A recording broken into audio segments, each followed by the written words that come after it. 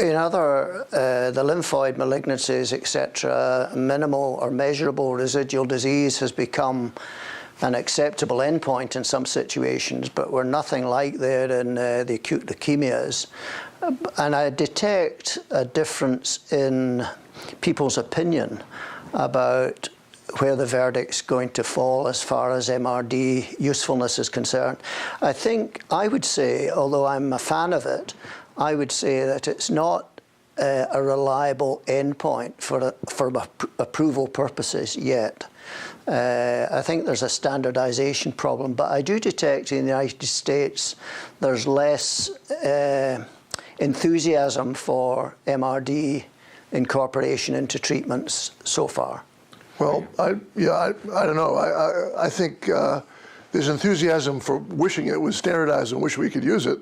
There's a little bit of skepticism about why our European colleagues in the ELN said it should be measured routinely in all patients outside the context of a clinical trial. I mean, I think generally speaking, Europeans are right compared to Americans lately, but maybe not in this particular case yet, because we don't know what to do with the data.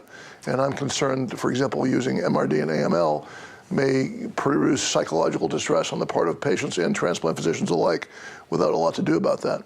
I don't know, but I'll see what Wolfgang says about that. Speak up for the Europeans.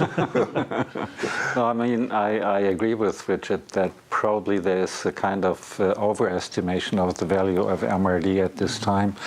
And there is, I think we have to look at it in a little bit more sophisticated way. First of all, we have to say there are different methods to measure MRD, either by molecular means or even NGS or by flow cytometry. And particularly the flow cytometry part has not been standardized. I mean, this is probably the technique that can be applied to most patients, except for NGS. But for the molecular monitoring, we don't have so many markers. So flow cytometry would be nice, but it's not standardized yet. Yes. And the ELN has just developed a kind of protocol where they try to standardize. But I think, first of all, it has to be demonstrated that it actually works, and that it can be applied also at different sites, and then we can try to make therapeutic decisions based on MRD. But it cannot be used. It continually is written in as an exploratory endpoint. Exactly. It cannot be that. It must be a hard endpoint. That whatever modality is used has to be standardized, harmonized before starting the trial. Absolutely. So that the assumption is if it actually works, oh my goodness, it's ready to actually spread to the world as this is how you do that assay. And I think that that's extremely important because, I mean, a lot of people, at least in our country, overestimate actually the value of MRD, and they make therapeutic decisions. Yeah. For example, in a patient who becomes MRD positive in remission, they bring him to bone marrow transplantation. And first of all, it's not quite clear what the outcome really is. And the data that are available indicate that bone marrow transplantation in that situation really doesn't help. So I think we have to be very, very careful to just take over the technique and say, this gives us an answer. Yeah, I mean, I agree. Once it is standardized, I think there still is a big issue about what to do with it. And it may well be, I mean, people talk about intervening in patients who are MRD positive with a transplant. You've already expressed doubts about that, but it may be that more treatment is what's required for the MRD negatives. So we just don't know which way to go and in which context. I mean, the MRD-ness at an early stage may identify the chemosensitive and the more highly curable patient. And, you know, that can only be come to fruition through randomizing patients in the situation of knowing the MRD, a standardized MRD approach. Turning that on its head, if in fact the patient who is MRD negative, if you've established that linked to survival in a randomized trial, you have a new endpoint. Yes. True. I often like to quote your countryman, Tony Goldstone, who said, if you're MRD negative, you don't need transplant, and if you're MRD positive, transplant won't help. So that kind of puts our transplant colleagues out of the business. But I agree with you, of course.